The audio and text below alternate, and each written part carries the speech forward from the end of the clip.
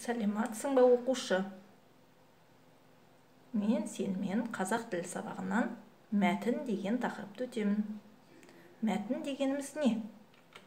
Мәтін мағына жағынан бір-бірімен байланысқан екі немесе одан да көп сөйлемнен құралады. Осы орайда мен саған екі сөйлемді құрап кетейін.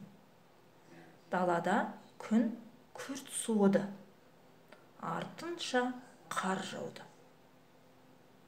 Осы жерде көзің алдына не елестеді? Қыс мезгілі. Яғни мәтінге ат қойылады. Бұған тақырыпты не деп атауымызға болады? Қыс келді, болмаса қыс деп қоя салуға болады. Яғни тақырып бұл. Енді мәтіннің бөліктері болады. Басы болады бірінші. Оны кіріспе бөлім дейміз. Менің қазіргі айтқаным мәтіннің басы, екі сөйлемім. Ортасы, оны негізгі бөлім дейміз. Оған қазір алдында құрастырамыз. Соңы қорытынды бөлім дейміз. Мәтіннің аяғы болады, Енді басын айтып қойдық. Енді ортаңғы бөлігіне не айтуға болады жалғастырып? Балалар жылы киімдерін киіп, сыртқа шықты. Олар шанамен ойнады. Біраз уақыт өткен соң жаурады. Сөйтіп, далаға шыққан балалар әрқайсысы өз үйлеріне қайтты.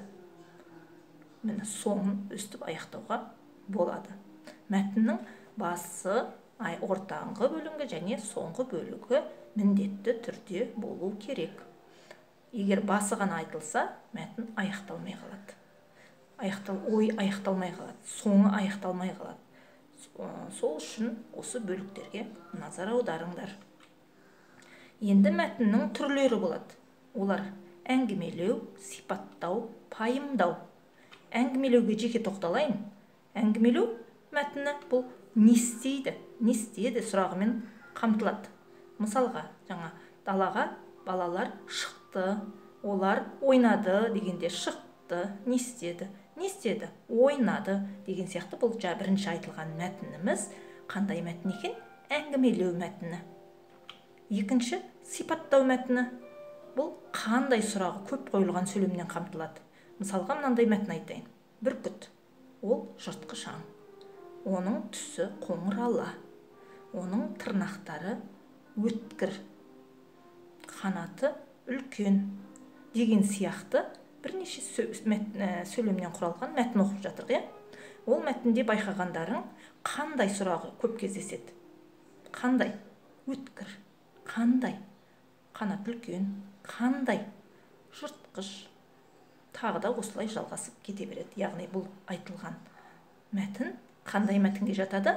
Сипаттау мәтініне жатады. Келесі пайымдау мәтіні. Неліктен сұрақ аясында қамтылған мәтін пайымдайды? Мысалға, менің ойымша осындай шығар.